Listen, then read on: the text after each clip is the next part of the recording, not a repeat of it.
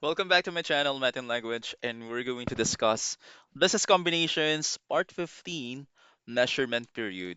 So this is part of chapter 2. Okay? So ano ba yung measurement period na yan? So a period of up to 12 months from the acquisition date allowed for finalizing the account. So remember, okay, I'll just put some example. At ABC. So ABC yung acquirer, diba? Tapos si XYZ yung acquiree. Kung kailan in-acquire ni ABC si XYZ, doon magsisimula yung period. Up to 12 months yan. Kung, yari, yung building, di pa sila sure kung magkano pa talaga yung fair value nito. So, naglagay muna sila ng provision amount. So, parang temporary, 300K. Tapos, within 12 months, dapat malaman nila kung ano pa talaga yung tama. Mag-a-apply doon yung PFRs 3. Kung hindi, correction of error yun. I will explain later kung ano yung pinikaiba ng dalawa. So why it exists? Initial accounting is often incomplete. Siyempre, hindi naman lagi naman pag in-acquire mo na, alam mo na agad yung presyo na to, yung pinaka-accurate, yung pinaka-tama. Siyempre, hindi pa. Diba? Maglalagay muna tayo ng mga provision. Consideration transferred, what can be provisional? Yung consideration transferred, yung mismong binigay, pwedeng cash, non-cash asset, or yung equity din. Nagbabago din yun eh. Hmm. Non-controlling interest, baka uh, yung, if you remember, non-controlling interest, ito yung, kunyari, ang in-acquire ni ABC is 80%. So yung 20%, is the NCI. Identifiable assets acquired and liabilities assumed. Katulad nito, yung building, diba? Di pa natin alam yung mismong fair value, so maglalagay ka muna ng provisional amount. 300K muna. Tapos, within 12 months, nalaman mo, 500K pa talaga, edi babaguhin mo siya. I-adjust mo siya. So rules for adjustments, the must-haves, the evidence rule, new information must provide evidence of facts and circumstances that existed as of the acquisition date. Of course, kailangan mo ng ebidensya na yun talaga yung bagong value or amount. Retrospective treatment, adjustments are handled as if the correct values were known on day one. So kung nalaman mo na, kunyari si building ulit, temporary, nilagay mo na amount ay 300K, tapos dun sa within that 12 month, nalaman mo 500K pala. E di, ano mo siya, babaguhin mo to. Imbis sa 300K, lalagay mo 500K. Upsetting account, most adjustments result in an increase or decrease to goodwill or gain on a bargain purchase. If you remember, kapag yung asset mo, yung fair value of identifiable asset, fair value of identifiable asset ay tumaas, yung goodwill natin bababa. Okay. Kapag yung fair value of identifiable liabilities ay tumaas, yung goodwill din tataas. Di ba nasa equation natin yan? So, PFRs 3 versus mo ng PAS 8, Philippine Accounting Standards 8. Ano ba pinakaiba nila? Pag within 12 months, ang mag apply dyan yung PFRs 3, Label Measurement Period Adjustment. So, vibe yan, we are still finishing our initial homework. Parang sinasabi, di pa kami tapos, so may nais pa, hindi pa siya final answer. Yung past 8 beyond 12 months, correction of prior period error. Ay, ito rin sabihin na napasa mo na yung papel, nagkamali kami. Oo, we made a mistake during the allowed window. Kasi 12 months lang dapat. Okay? So, ganito lang yan, summary checklist. Is it within 12 months? Yes, PFR 3. Pag hindi, pass 8. Did the fact exist at the acquisition date? Yes, adjust mo yung goodwill. Pag hindi, subsequent event impairment ka. Okay. So, ang dating kasi, ganito yun isipin mo. Pag PFRs 3 yan, ang dating kasi, ang tono niya is, we're adjusting lang, nag-a-adjust lang kami. Pag pass 8, we are correcting an error. So, may nagkamali na talaga kami. Diba? Sa investor's view, pag PFRs 3, ang tawag dito, it's just the normal part lang ng big merge. Kasi syempre, ano pa lang kaka-acquire pa lang. Syempre may mga hindi pa natin alam kung ano yung tunay naman. So okay lang yun. Kasi pag PFR, pag pass 8 na yan, ang dating niya, ang tawag dito, bakit hindi nyo nakuha to? Bakit nagkamali kayo dito? It's beyond 12 months na eh. Ayun, yun yung dating. Sa auditor's view naman, Low impact lang yan. Parang normal process lang kasi kakaano pa lang eh. Kaka-merge pa lang, di ba? Pag beyond 12 months, medyo red flag na siya sa auditor. Di ba? Parang ano nangyari? Bakit hindi niyo nakuha to? So, PFRs 3, that's okay. Past 8, mero red flag na yan. Okay, ganun lang yun ano doon, logic. Okay. So, let's have problem solving number one. So, in October 1, 2001, ABC Company acquired all the identifiable assets and assumed all the liabilities of XYZ Incorporated for 1 million pesos. On this date now, XYZ's assets and liabilities have fair values of 1.6 M and 900,000 respectively. Okay. Alam niyo to. Ito yung pagmaminus mo to para makuha mo yung fair value of net identifiable assets, di ba? Ginagawa natin sa previous videos pa. Okay. Okay, so for 1 million, I think consideration transferred. Consideration transferred. Siyempre may mga karugtong pa to. Yun na nga. Case 1 tayo. Identifiable asset daw recognized at provisional amount. So hindi pa to yung mismong hindi pa to permanent. The assets acquired include the building which was assigned a provisional amount of 700,000. Parang temporary to. Temporary. Okay? Temporary. Because the appraisal is not yet complete. Yeah, kaya naglagay muna sila ng parang, ito muna yung amount natin. Hindi pa natin alam kung ano yung tamang amount niyan. So by the time ABC authorized for issue its December 31, 2001 financial statements, the building was tentatively assigned a 10-year useful life. Okay, ito tentative din to. Temporary. And was depreciated for 3 months. Nag-depreciate ka ng, din-depreciate na siya using straight line method. Ito yung pinaka-basic na depreciation method. So in July 1 daw, 2002, the ABC received the evaluation report for the building. The building's fair value in October 1, 2001 is 500,000. So hindi pala siya 700,000. And its remaining useful life from that date is 5 years lang. So imbes na 10 years, 5 years lang siya.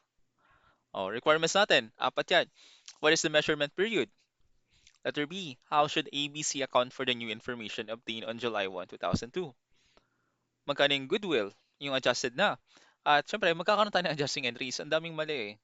700,000 sa 500,000 pala. Tapos 10 years, 5 years pala. Oo. What is the measurement period? The measurement period is from October 1, 2001 to September 30, 2002. Bakit? Ay, no. The building's fair value in October 1 is 500,000. Ay, no. October 1 yan, di ba? Oh, you have 12 months. So, September 30, 2002. Diba? Or earlier. So, how much should ABC account for the new information obtained on July 1? So, the initial estimate for the building require a backdated correction with a matching change made to the goodwill account. Additionally, the 2001 financial reports must be updated to reflect the revised depreciation cost for that period. So, kailangan nilang itama yung mali, hindi naman mali. I mean, naglagay ka lang ng temporary, i-adjust mo lang. Kasi within the 12 months pa naman siya. So, it's okay. Right? How much is the adjusted goodwill? Ito na yung problem solving natin mismo. Ito. So, provisional, ang consideration transferred is 1 million. Dito ba yan? Ayan o. Ito yung consideration. So, adjusted, wala naman tayong in-adjust eh. So, same pa rin. Yung NCI, wala. Kasi buong company naman yung kinuha eh. So, wala to. Papalitan ko yung kulay. Ito, wala din. Yung total, add mo lang yan. At yung fair value of net identifiable assets natin, paano natin siya kukunin? Ito yun. Ay, ito pala. Meron tayong 1.6 and 900,000. So, alam natin, yung assets minus liabilities, minus lang natin yan, and you will get 700,000 here. Okay? Paano naman yung sa adjusted? Oo. Yung sa adjusted naman, okay. Alam natin kanina na 700,000 yung temporary amount ng building. Tapos 500,000 pala. O, ang gagawin natin is ganito. Di ba? Itong 700,000 na to, part na siya dito sa 1.6 eh. Gawin mo, tanggalin mo muna. So, 1.6 M minus ka ng 700,000. Tanggalin mo muna. Tapos, ilagay mo yung tamang amount na 500,000. Okay? At dun mo minus yung liability. Kasi itong 700,000, part na siya ng 1.6 eh. So, tanggalin mo muna. Tapos, ilagay mo yung tama, which is yung 500,000 dito. So, pag inano mo yan, calcu ko po, that is, minus ka ng 700,000, plus ka ng 500,000, minus ka ng 900,000. That's 500,000. Mm-mm. Hindi porket 500,000 nalagay dito, 500,000 nalalagay mo dyan. Nagkataon lang na 500,000 lumabas dyan. Paano po ulit yun? Yung asset mo mismo na 1.6, yung fair value niyan, etong 700,000 na temporary, part na siya dun eh. Part na yan dyan. Tanggalin mo muna, tapos ilagay mo yung tama, at i-minus mo na yung liabilities. So, 500,000 na to.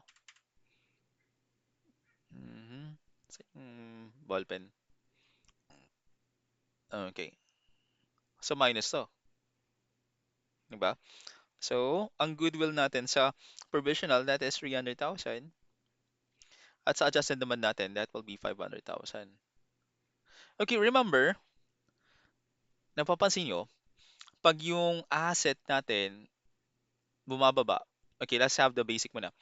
Pag yung fair value of net identifiable assets ay tumaas, yung goodwill mo, bababa. Kaso, kapag bumaba si asset, bumaba kasi bumaba yung minusan mo eh. Kung bumaba, sorry, mali. Bumaba si asset, tataas si goodwill. Kasi inversely proportional yun eh. Kaya tinan mo, tumaas yung goodwill. Okay? Okay, so what are the adjusting entries? Siyempre mag-a-adjust tayo dyan. Ito, inilagay ko na. Nagbago si goodwill pati si building, di ba? So, nalagay mo dito is, magkano yung pinagkaya ba? 200,000, no? Ay, from 300 naging 500 na. So, malagdagdagan si goodwill. De-debit tayo. Si building naman, syempre, mababawasan yung value, magkikredit tayo dyan. Si building kasi yung dahilan, bakit tumaas si goodwill? Diba? Retained earnings, yung accumulation depreciation, paano yun, sir? Okay. So, yung computation tayo dyan. Ang nangyari ba? Depreciation, recognize, ano ba yung recognize natin? Nalala natin yung building ay 700,000, di ba? 700,000. Tapos, sinivide siya ng 10 years. Tapos, patingin nga ulit ng problem. 700,000. Tapos, 10 years. Tapos, October, ang tawag dito? October 1. Di ba? October 1 siya. So, 3 months yan to December 31. Nalito tuloy ako. Okay, bababa. Times mo ng 3 over 12. Hmm. Nag-depreciate na siya, di ba? So, that will be calcu 700,000 divide mo ng 10. Tapos times mo ng 3, divide mo ng 12. 17.5 to. Yung should be depreciation, meron kang 500k. Di-divide mo siya ng 5 years. Di ba? Kasi, ito po yun, 500,000 tapos 5 years pala siya.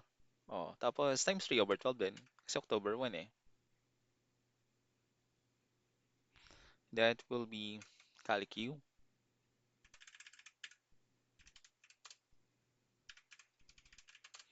That's 25,000. So yung difference nila ay 7.5. Hmm. So, ang dating kasi dito, ang ni-recognize mo lang na depreciation ay 17.5. Kaso dapat 25,000 yung depreciation expense natin. So, yung accumulated mo, yung syempre ma-apektuhan yung retained earnings mo. Parang dagdag gastos eh. Kukunin yan dito sa retained earnings. That will be 7.5 here. Alright, yung accumulated depreciation mo, 7.5 din dito. Mm. So, yun siya. Okay? So, kung may mga monthly depreciation expense man, recognized during January to June 30, 2002, edi adjusted accordingly na lang siya. Hmm. Pwede nakuha ko to yung problem kay Sir Milan, ha? Okay, how about case number two? So, ito din yun. Case number two natin is, palitan ko lang yung kulay, unrecorded identifiable asset acquired. Ito mas madali to. May hindi ka lang na-record. Hmm. Kaso, yun nga, on July 1, 2002, ABC obtained new information that XYZ has an unrecorded patent which was not known on October 1, 2001. The patent has a fair value of 100,000 and remaining useful life of 4 years. As of October 2001, we need to compute for the adjusted goodwill and provide the adjusting entries. May hindi ka daw na-record na patent, si XYZ pala. Kailangan natin siyang i-record. So, unadjusted natin dito, ito, madali lang to. Palitan ko lang yung ano. Tingnan natin. Siyempre, in consideration, di naman nagbago eh. 1 million pa rin. Adjusted mo yung NCI, wala, pares lang to. Zero. Same lang to sa case 1 eh. Total 1 million. Yung fair value of not identifiable asset is, ito lang din yun. Yung provisional pa. Hmm. Wala pa, di pa natin kasi alam yung patent eh. So 1.6 minus 900,000. 700,000 to. Tapos yung dito naman, dahil alam na natin may patent pala, ang datingan niya kasi is ganito. Hindi natin alam may patent to 100,000. So 1.6 1,600,000 plus mo yung patent na 100K. Tapos dun mo minus yung 900,000 na liabilities. So 1.7 to minus mo ng 900,000, may 800,000 ka. Kasi late mo na nang nalaman may patent pala. Eh 100,000 yung value ng patent, di ba? Kaya ayun eh, yung ano mo, fair value net identifiable asset. At yung adjusted. So minus ka ng 800,000 dito. Minus mo yan, 300,000. So this one is 200,000. Okay? Alright. Hindi mo madali lang. At syempre may adjusting entries din tayo dyan. Hmm. Kaya pala nung basic accounting, no? Nightmare talaga tong adjusting entries na to. Okay, sa patent natin, syempre i-debit natin siya. Hmm. At yung goodwill, mababawasan. Kasi tingnan mo dito, from 300,000 naging 200,000 lang siya. Difference of 100,000. At alam naman natin, di ba? Ilang beses ko na siya palagi sinasabi, pag tumaas yung identifiable asset lang ay asset, bababa si goodwill. At kung bumaba si asset, syempre tataas si goodwill. Ano sila eh, kontra. Ano sila? Inversely proportional. Wow, big word, di ba? Mm. Paano naman itong ano, itong retained earnings tapos sa accumulated depreciation? Remember, sabi dito, yung patent daw, ay now mag-depreciate. Remaining is full life of 4 years. Tapos October 1. So October 1 to December 31, that's 3 months. Oo, kuha ko ng aga dito muna. Mangyayari is may 100K ka, tapos i-divide mo siya ng 4 years. At multiply mo sa October 1 to December 31, 3 over 12. Diba? Calcu. So, per year, ang depreciation niya is 25,000. Dahil tatlong buwan lang kailangan natin, 6,250 to. Okay? 6,250. Okay? Next one. Okay, case 3 tayo. Information obtained beyond the measurement period. So, ito naman yung sinasabi ko kanina tungkol sa PFRS 3 pati PAS 8. Malalaman natin. On November 1, 2002, ABC's auditors discovered that the patent with fair value of 100,000 was erroneously omitted from the valuation listing on October 1, 2001. Take note October 1 nangyari yung ano, acquisition, yung acquirer. November 1, 2010 niya lang nalaman. So lagpas na yan, paso na yung 12-month period mo. So yan. Kaya hindi na mag-a-apply si PFRs 3 doon. Pass 8 na tayo. The patent daw has a fair value of 100,000 and remaining useful life of 4 years. So same siya sa case 2, yung patent, di ba? How should ABC account for the new information obtained on November 1, 2002? Na yun nga. So, since the data daw was discovered after, ito nga, paso na, after the 12-month window close, it is treated as a prior period error under PAS 8. This necessitates a retrospective statement. Siyempre, mag-ano pa rin tayo. Pabaguhin pa rin natin yan. While the resulting values and journal entries mirror those in case 2, the formal disclosures in the financial report must follow the specific requirements of PAS 8. PAS 8 tayo. Hindi mag-apply yung PFRs 3. So, i-adjust ko muna. So, ito lang yung kanina. Saan ba yun? Ito lang yan. So, 100,000, 100,000, 6,250. Copying mo lang. Kasi same ano naman siya eh. Same naman siya, kaso na late lang. Na late mo lang nalaman. Paso na yung window period. Hmm. Ganun din siya. So, review tayo. Pag within 12 months, PFRs 3, measurement period adjustment. Parang teteng, tinatapos pa namin yung homework, di pa namin pinapasa yung papel mismo. Pag pass 8 beyond 12 months, correction of prior period error. Error na sa kanila yon. You miss something, so napasa mo na yung papel. Ay, may mali pala. Naipasa ko na yung ano. Oo, late ko na nalaman, mali pala yun. Mm. Ayan, di ba? So, is it within 12 months? No. So, past 8, subsequent event or impairment. Oo, ang tawag dito, oh, ayun na nga, na-adjust na natin. Ito na siya. Same naman din, kaso ang dating kasi, kung sabi ko nga, ang dating sa investors, bakit hindi nyo nakita to? Di ba? At sa auditor, yun nga din, parang potential, ano yun, ang dating sa auditor, potential internal control weakness. Wala, hindi nyo nakita to. Ba? Okay, let's have the last problem solving. Ito, ibang case na to, ha? Provisional amounts, consideration transfer naman tayo. So, in October 1, 2001 daw, ABC Company, an unlisted entity, issued 10,000 5 pesos par value shares in exchange for all the identifiable assets and liabilities of XYZ Incorporated. So, mahaba yung problem eh, kaya pinakita ko muna yung mismo. Ito muna, parang introduction muna, tapos bubulaga ka. Ang dami na pala. No? Information daw on acquisition date is yung shares daw issued were assigned a provisional amount of 100 peso per share. Now, the fair values of some of the assets acquired are not readily determinable. So accordingly, a provisional amount of 700,000 was assigned to XYZ's not identifiable assets. So, syempre, temporary ulit. Di ba? Tapos, anong tawag dito? Information after the acquisition date tayo. Tingnan nyo to. Ano nangyari? On April 1, 2001 daw, April 1, 2002, sorry. Yung information was obtained indicating that on October 1, 2001, yung fair value daw ng shares ay 110. So, imbes na 100 pesos, ay, 110 po yan. Mm. Okay? Tapos, yung fair value of XYZ's net identifiable assets was 900,000. Mm. So, kasi provisional mo na eh. So, nilagay mo na lang 700,000 muna. Kaso 900,000 na lang to. Actually, mas madali to eh. On July 1, 2002, two competitors of ABC have also merged.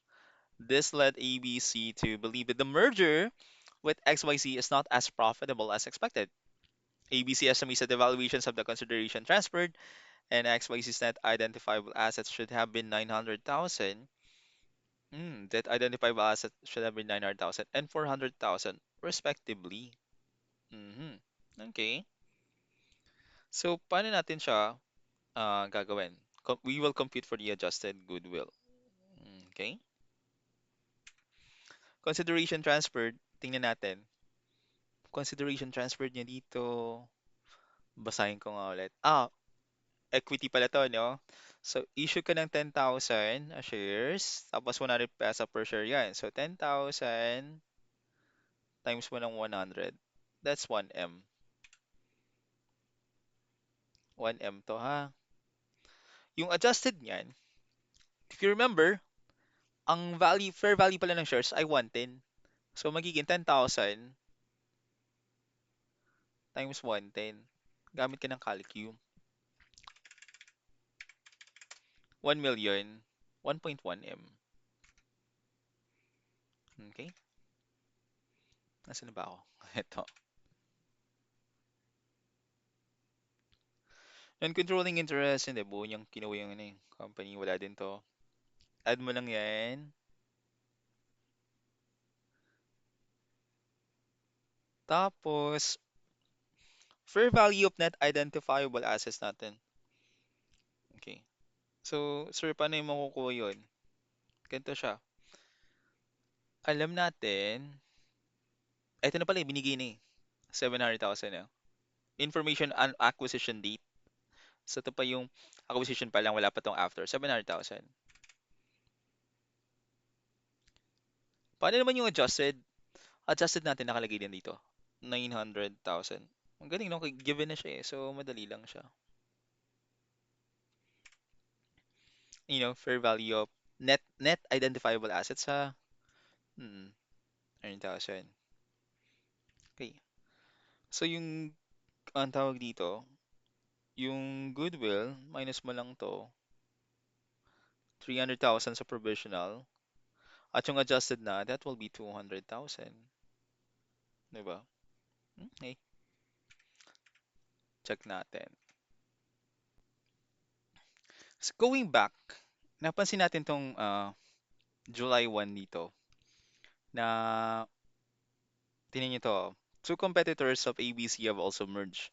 This led ABC to believe that the merger with XYZ is not as profitable as expected.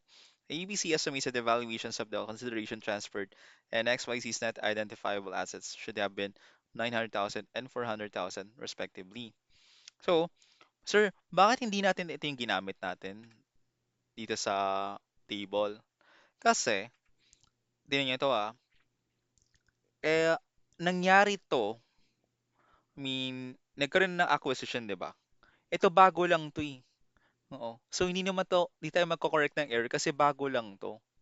Ito naman, new information was obtained. Talagang part na siya ng acquisition. Hindi lang natin alam talaga yung tunay ng presyo. Ito naman kasi July 1, 2002, nalaman lang nila na yung valuation is not as profitable as expected nung ano na, after ng acquisition. Walang kinalaman yung acquisition doon. Isipin mo, bumili ka ng bahay ng October 1. October 1, di ba? Tapos pagdating ng April 1, ganito na lang, i-logic.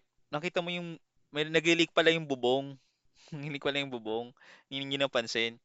Yun, adjust mo yung value ng bahay. Tapos, pagdating ng July 1 daw, may nagtayo na factory sa likod ng bahay nyo. Di maingay yun, di ba? Mababa yung value ng bahay nyo. So, yung pagtayo ng factory, ito yun, yung parang July 1. Walang kinalaman yung acquisition doon, yung sa pagbili ng bahay. Mm. Kaya, ganun. Okay?